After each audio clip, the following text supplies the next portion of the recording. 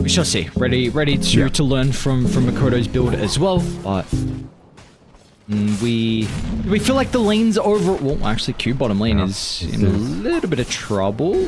Talked about the CMPA lane. They've got the kill threat there always. Probably gonna find it as well. Q trying to duck into the trees. Can he find a little hidey hole? Yuragi gets a glimpse. Another round of the spells from Kitrak should reward them with first blood. But just a small reprise for Talon here, where they're not in too much danger until that regen comes out. So we don't really need to talk about mid lane too much. I mean, this is a Lesh Alchemist. Maybe there's some kill potential with the Lesh. I think it's actually top lane. Later kind of lane. What? Those levels to get the early level 6 and then hope that he can dominate this Omni Knight. Then again though, Makoto, another attempt onto his life. Can they hit level 6? I'm still not playing with the level. Okay, there we go. They've got the 6 now. Actually, a little bit of damage. Nice sidestep from Makoto. He's still going to need some assistance. They might just turn to Ollie instead. I mean, this is a much easier kill, but both the Talon supports have had plenty of time to be able to rotate. So cute. Oh, he's not going to get Kitrak. Steps over to the tree line, playing with the Fog of War perfectly.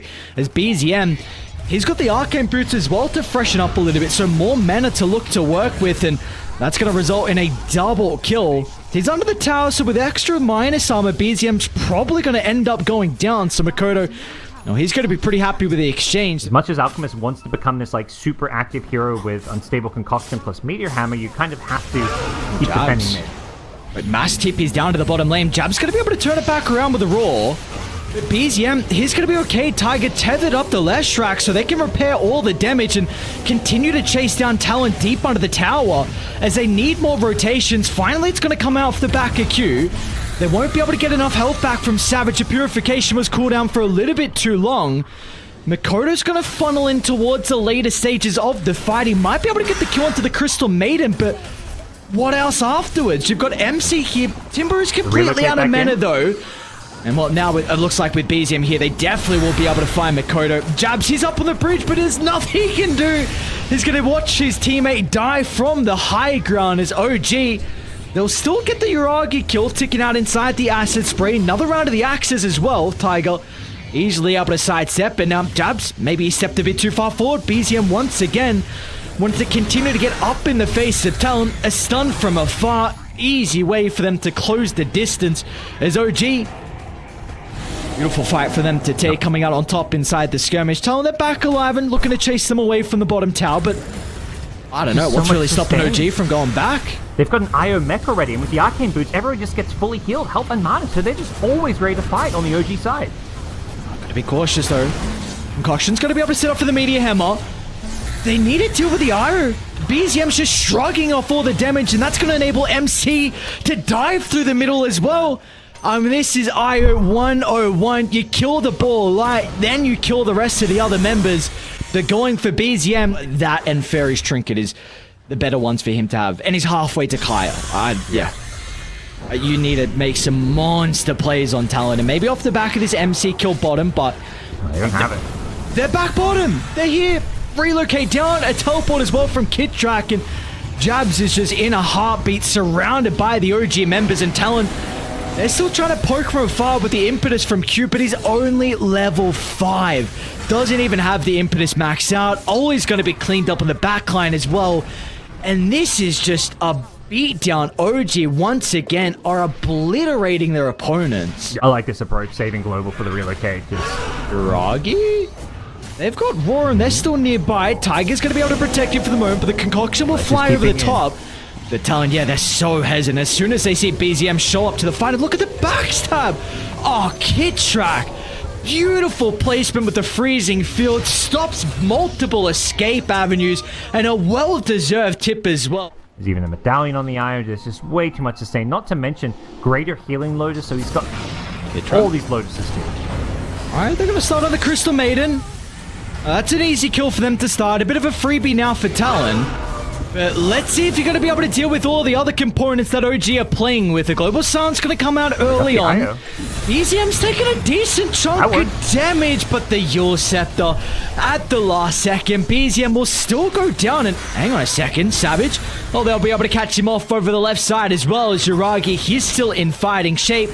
Q's going to be able to TP out as Makoto will cover him.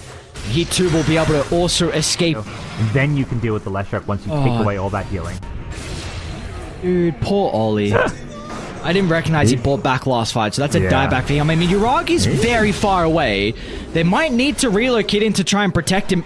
They're not even dude, they don't even get close to killing him, honestly. Half health. Stop that CM freezing field as well, which can be pretty powerful with the shard.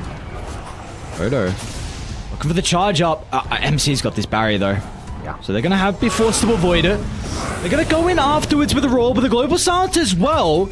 MC is going to end up going down to start the fight, but Talon did have to commit very heavily, and now Yuragi, he's got nothing much to really fear. Wait, too Savage? Look at the damage! Alright, EA's forced to jump away. Savage going to try and chase Kidtrack down as well, and...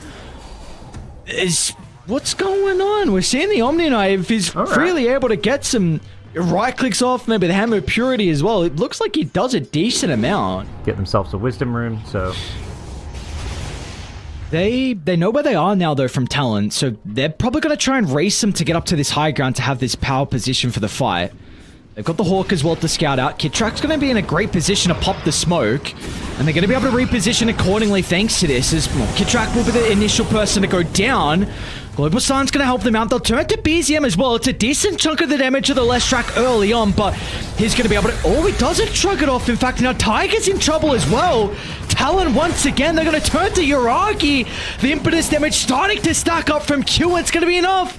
Talon, have we got ourselves a ball game here? What is going on? Let's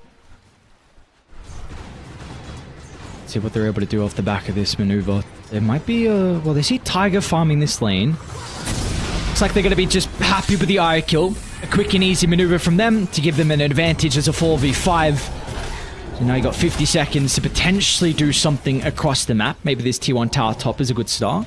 The biggest showing in quite some time since maybe some of those big T1 results. Yeah, we're back in Dota. Both teams gonna try to figure out what's going on. He's gonna be fast with the reaction. BZM's able to get the blink away. They're still gonna be stunned, so they'll have time to relocate down. Global Silence gonna be cancel that, and Jabs gets close enough for the roar as well. So Parker, you were saying like after the pause, maybe it's just you want to blink. TP back has the capability to be able to blow some heroes up and get rid of those auras. See what they're able to do, though. Running up into this high ground where there is already a ward set up is not going to be an easy task, but Ollie, that's an important person. They need to take the silencer out. Ollie's going to be able to have enough time to react with the Global Silence, but Jabsy turns and BKB stopping a decent chunk of the damage for the moment, so Yuragi is going to be able to sidestep out of the fight, but meanwhile, Mind Control, he's stuck in the middle, where the Beastmaster damage is starting to ramp up, but Yuragi wants to take Jabs out of the equation. Jabs going to be able to turn it back around with the BKB, but it will not matter. It's not enough to protect him, and OG, all they needed was one fight. The momentum was starting to build from Talon.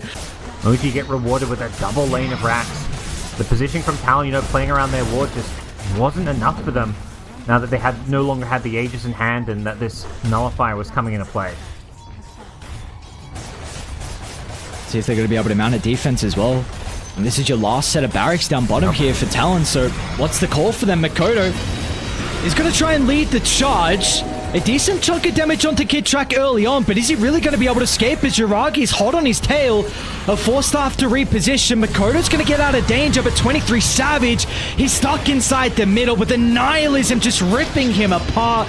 There's no buyback for the Omni. They're going to have to do it 3v5. And meanwhile, Makoto is caught out underneath the tier 4 tower as well. Yuragi just jumping from one target to the next. Maybe Jabs is going to be able to turn it around though, but the damage, it's not enough. Yuragi shrugs it off under the cover of the BKB, and now Talon have to duck and run back to the safety of their fountain. Yeah, Jabs is doing some big damage, but it's just not enough with some of his other cores just kind of melting there. PA has well and truly hit her late game power spike, and with Mega Creeps claimed, maybe one last fight with Omni back up in 15. You're not going to have the BKB on Jabs, so it's going to be very difficult for him to enter the middle. And well, Uragi looking to add more kills to the tally as well. There we go. Onto Jabs they go with the Nihilism. He's going to try and protect him with the Global Silence, but already the damage that's being pumped out from BZM, it's going to send them all the way back towards the base. You know, the buildings are vulnerable that OG can look to claim. Throne exposed. It's now or never from Talon. You've got the Alchemist up in a couple of seconds, but you're going to be down, Jabs. Your main damage source at this stage of the game. Now Uragi's going to turn for the cleanup. The G's are dropped, but they want to celebrate inside the fountain, the classic OG way. As they made him work for it in the end, but regardless, OG will be able to find the 2